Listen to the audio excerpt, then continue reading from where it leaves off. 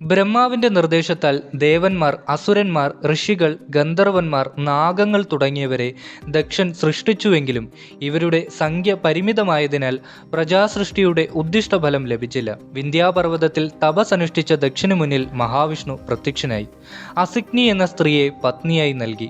ദക്ഷൻ പിൽക്കാലത്ത് മനുവിന്റെ പുത്രിയായ പ്രസൂതിയെയും വിവാഹം കഴിച്ചു. അസിഗ്നിയിൽ ജനിച്ച 5000 പുത്രന്മാർ ഹരീഷന്മാർ എന്ന പേരിൽ അറിയപ്പെട്ടു. പ്രജാസൃഷ്ടിയിൽ തന്നെ സഹായിക്കാൻ അഭ്യർത്ഥിച്ചുവെങ്കിലും ഇവർ നാരദന്റെ ഉപദേശം സ്വീകരിച്ച് ലൗകിക ജീവിതം ഉപേക്ഷിച്ച് സത്യാന്വേഷകരായി ലോകം ചുറ്റി നടന്നു. ദക്ഷന് പിന്നീടുണ്ടായ 1000 പുത്രന്മാർ ശബലാശ്വന്മാർ എന്നറിയപ്പെട്ടു. ഇവരും ജ്യേഷ്ഠന്മാരുടെ മാർഗം പിന്തുടർന്നു. ഇതിൽ കുപിതനായ ദക്ഷൻ നാരദനെ ശപിച്ചു.